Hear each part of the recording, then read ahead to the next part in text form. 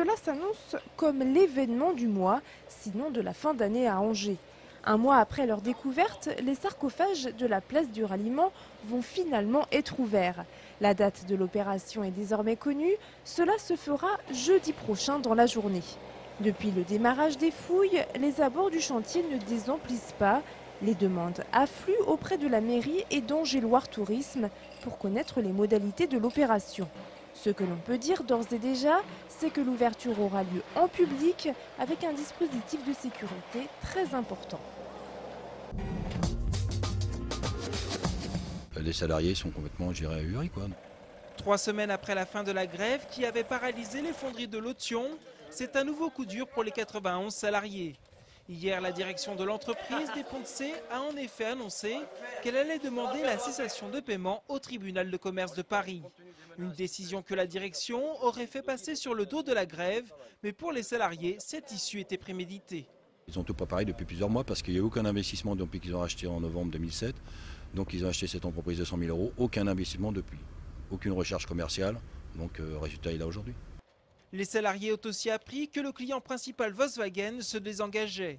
Il sera donc difficile dans ces conditions de retrouver un repreneur. Compte tenu de la conjoncture actuelle, des repreneurs, je ne pense pas qu'ils vont se précipiter, parce que le secteur de la fonderie traverse une crise quand même assez importante.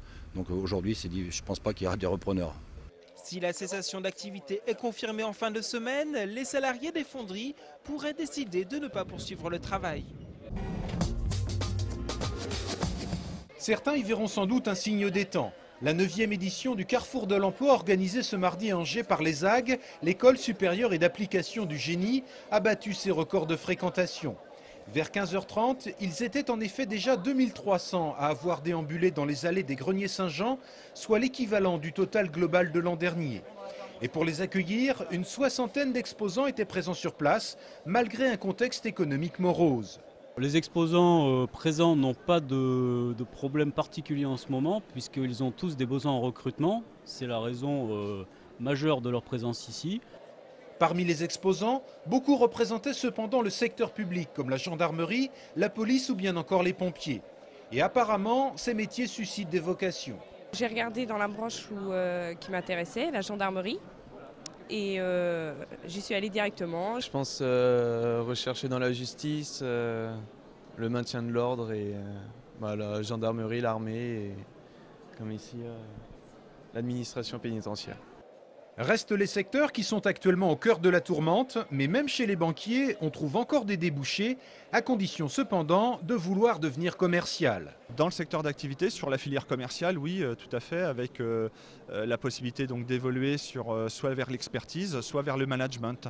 Mais c'est clair que l'évolution s'il y a, c'est une évolution dans la filière commerciale, le management ou l'expertise. Ce matin, une simulation d'accident a eu lieu devant de nombreux lycéens, place Leclerc à Angers. À l'occasion de la semaine de la sécurité routière, les sapeurs-pompiers ont effectué la désincarcération d'un véhicule avec à son bord 2 jeunes.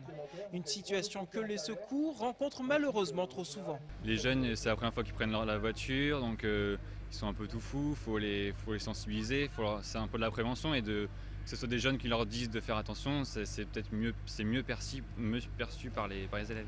300 lycéens assisteront à cette opération pendant cette semaine. Et pour certains élèves, les moyens déployés impressionnent. Là encore, c'est un essai quoi, mais il serait gravement blessé. Voilà. Ce serait déjà plus difficile pour les pompiers de pouvoir le sortir, mais c'est impressionnant. Si vous souhaitez à votre tour assister à une désincarcération, une autre simulation d'accident aura lieu demain, place Leclerc, en fin de matinée. Des danseurs, des orgues, des chanteurs, un texte de Jean Rouault, le tout dans l'architecture de la cathédrale Saint-Maurice. Les Vertiges de la Croix, voici une pièce qui promet d'être éclectique. Curieux mélange, lié par la même histoire, un passage de la vie de Marie. Chaque domaine artistique se lie à son voisin, l'ancien et le contemporain cohabitent avec la religion, chacun se mêle l'un à l'autre. Nous avons 108 orgues en Maine-et-Loire. Mettre en valeur ces instruments uniquement à travers des récitals d'orgue, ce serait, à mon avis, bien restrictif. Alors qu'au contraire, ouvrir la musique d'orgue aux autres arts, c'est amener des publics à se rencontrer et amener des publics à redécouvrir cet instrument. David Drouard est le chorégraphe inspiré de cette pièce. Il a même réussi à faire venir pour ses représentations une danseuse étoile de l'Opéra de Paris. Les grands théâtres comme l'Opéra où tout le monde a brouillé les planches, ici c'est à peu près la même ambiance. Quand on rentre dans une cathédrale, on sent des choses qu'on ne peut pas trouver dans un théâtre contemporain qui vient juste d'être construit. Il y a une chose inexplicable qui se passe dans l'ambiance, dans l'acoustique, même des choses techniques dans cette cathédrale se passent incroyables en fait. Les Vertiges de la Croix se jouent vendredi et samedi à la cathédrale Saint-Maurice et à la collégiale Saint-Martin.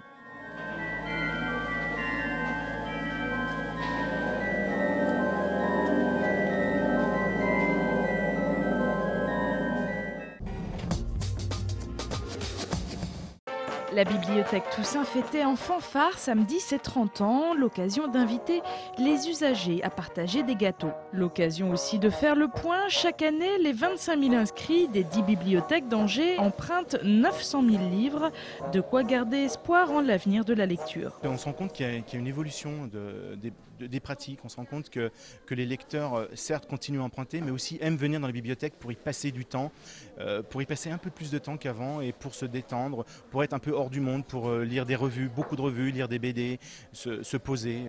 Une exposition est proposée en ce moment à la bibliothèque Toussaint.